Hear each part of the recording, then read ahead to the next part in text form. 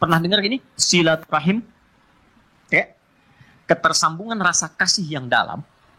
Sehingga walaupun terpisahkan tempat dan keadaan, ia masih bisa merasakan itu dengan memberikan satu rasa yang dalam. Sesuatu yang tersambung, kuat, ini erat, dan sulit dilepaskan, itu disebut silah namanya. Apa namanya? Silatun. Silah. Dari kata wasala, nyambung, erat. Pernah dengar gini? Silaturahim. Ya. Ketersambungan rasa kasih yang dalam. Sehingga walaupun terpisahkan tempat dan keadaan, ia masih bisa merasakan itu dengan memberikan satu rasa yang dalam. Jadi kalau Anda bertemu dengan kawan-kawan, reunian, kan? Ketemu, saling tatap, ngobrol, itu belum silaturahim secara makna. Belum. Karena orangnya ada di hadapan kita, kita sapa.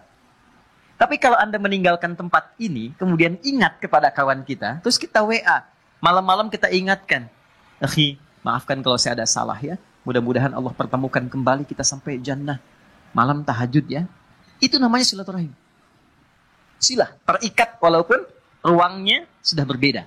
Waktunya mungkin tidak sama. Teman ke Amerika, dia ke Kanada, 12 jam bedanya dengan kita. Tapi kita masih bisa WA dia. Itulah silah. Hubungan yang menyambungkan kita dengan Allah. Sehingga terkoneksi dalam setiap keadaan dimanapun berada. Itu adalah sholat. Kenapa sholat disebut dengan sholat? Ya, padahal sholat kan namanya doa kan? Ya kan?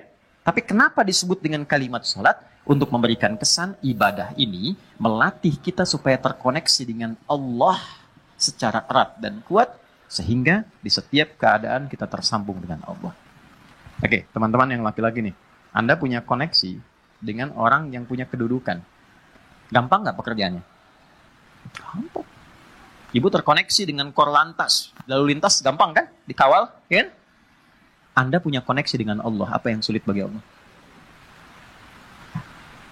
Nih, kalimat mahal ya. Anda boleh catat ini. Mau bikin status juga silahkan. Terserah. Tapi yang penting status kita di hadapan Allah. Ada satu kalimat yang sangat mahal. Yang kalau kita punya ini, tentram kehidupan dunia. Kalimatnya singkat, cuma 3 kata. Aku punya Allah. Itu. Aku punya Allah. Ini kalimat yang mahal, yang jarang dimiliki sampai hari ini. Kenapa engkau begitu tegar? Padahal masalah rumah tangga kamu itu begitu pelik. Aku punya Allah.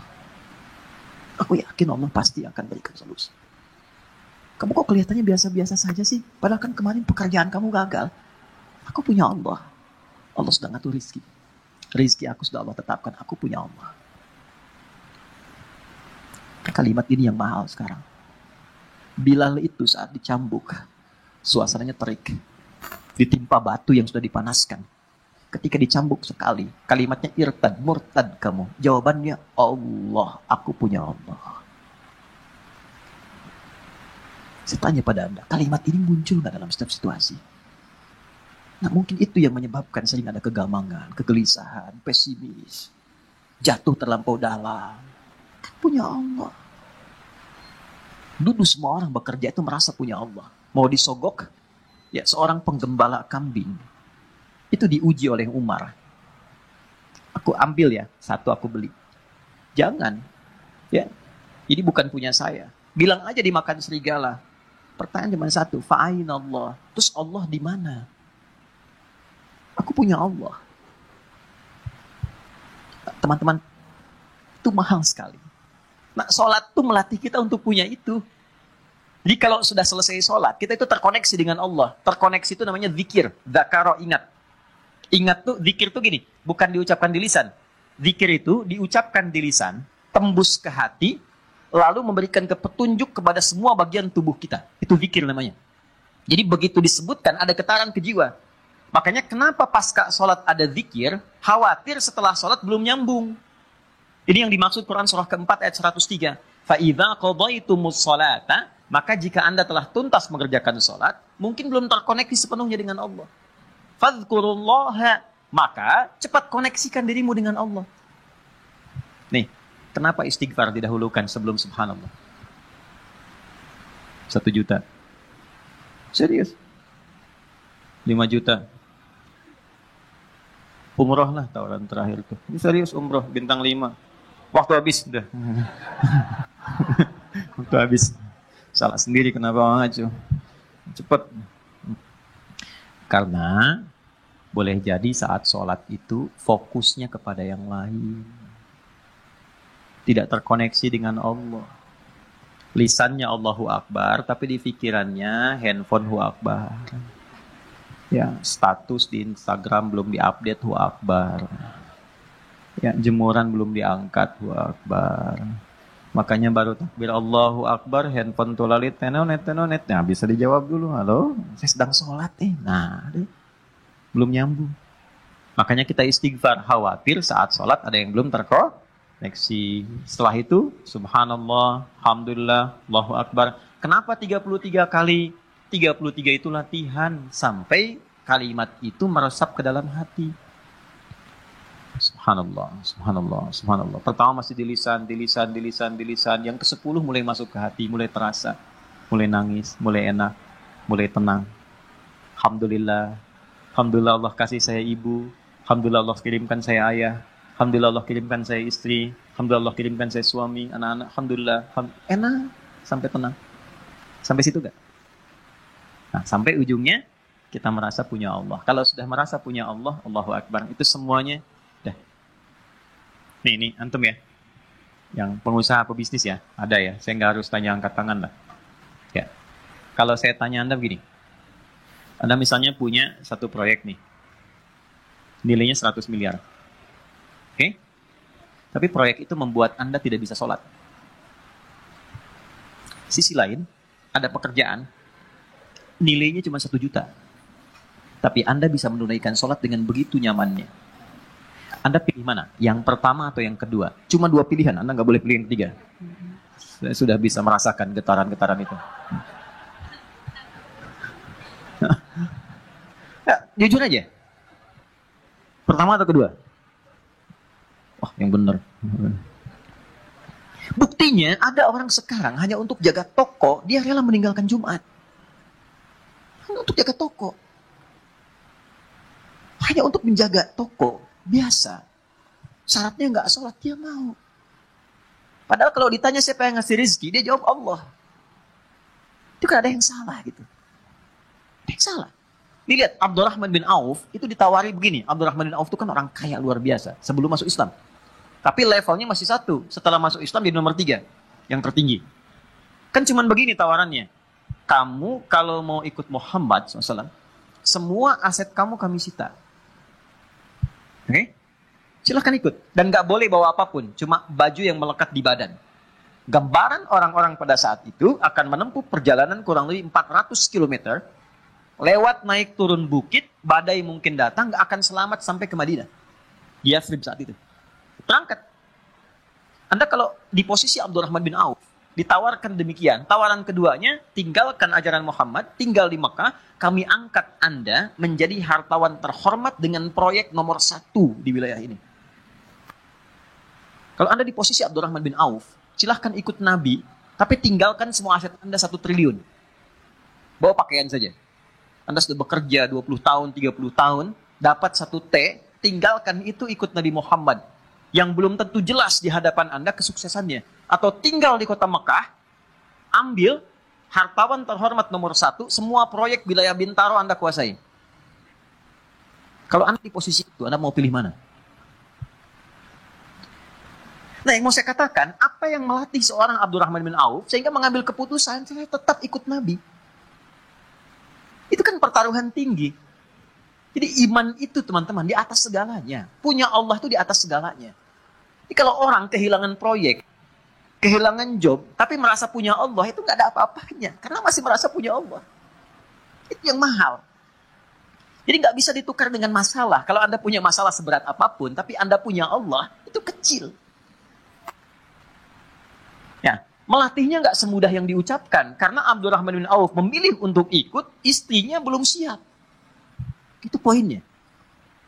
Begitu diberikan pilihannya kepada istrinya memilih tinggal di Mekah. Tawarannya sederhana. Anda ikut seperti suami, berangkat dengan pakaian melekat, tinggal harta suami kami serahkan kepada Anda, dan silahkan pilih pria paling tampan di wilayah Mekah ini, kami fasilitasi pernikahannya. Ibu kalau di posisi itu, jangan lihat suami lah, sini aja. Kalau di posisi itu, ikut suami atau tinggal di Mekah? Kan pelan jawab suami. Kan? Kamu Anda yang nggak dilirik suami. Oke. Ternyata tinggal di Mekah. Ya, tapi karena keyakinan kuat dan merasa punya Allah, perhatikan, orang yang sudah mengkoneksikan dirinya dengan Allah dan punya Allah, maka Allah jawab. Ini yang dimaksud rumus Quran surah kedua di ayat 152. Fadhkuruni adzkurkum. Engkau terkoneksi denganku, menyebut namaku, selalu diartikan menyebut, padahal zikir. Engkau terkoneksi denganku, aku memperhatikan engkau. Jadi sebelum beliau berangkat, Allah sudah siapkan perangkat. Sebelum Abdurrahman bin Auf berangkat, Allah sudah siapkan perangkat di sekitar Madinah. Yang menyambutnya itu harus orang paling kaya di Madinah. Itulah hebatnya orang Madinah. Yang haus disambut oleh orang bawa minuman. Yang lapar disambut oleh orang bawa makanan. Orang yang menolong seseorang sesuai sifatnya disebut dengan Ansor namanya. Oke? Jadi ada orang datang ke rumah ke RKM, Mas Dimas lapar nih, disambutnya oleh Santi yang bawa makanan. Ya. Ada orang yang wajahnya kelihatan tuh murung, punya utang. Dan disambutnya oleh orang yang dari Lazis, gitu kan? Nah, itu Ansor namanya. Maka disambutnya oleh orang yang paling kaya dan digerakkan hati untuk mengatakan kalimat ini. Akhil karim, sami'tu annaka kunta ghaniya atau kama qala. Saudaraku yang mulia, aku dengar engkau pernah kaya. Lihat secara psikologi ya. Lalu jatuh fakir. Dia menyimpulkan begini, kalau pernah kaya dan kemudian turun statusnya, berarti kan ada pengaruh gaya dalam hidupnya. Berubah. Saya sering kutip rumus gaya itu F1 sama dengan F2. Ya, gaya gerak sama dengan gaya dorong. Kan?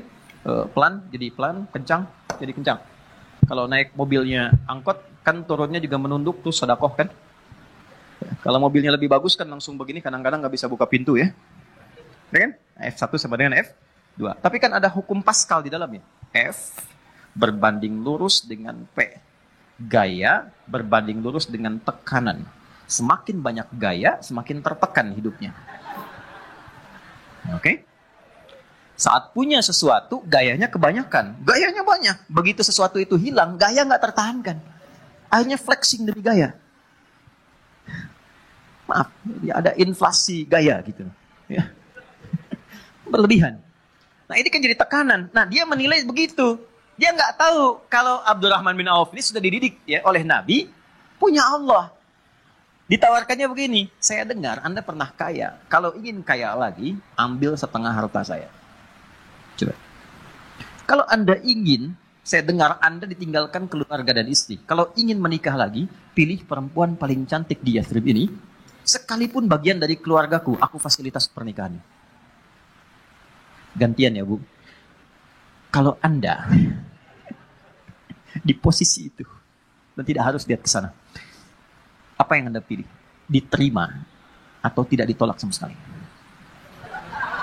Saya sudah tahu wajahnya, ini percuma saya tawari. Berat ya?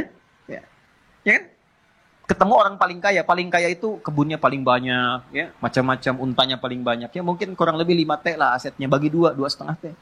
Tawaran pertama, di kesempatan pertama, ditawarkan 2, dijawab 2. Au kama qala jazakallahu khaira, arini ainal aswaq.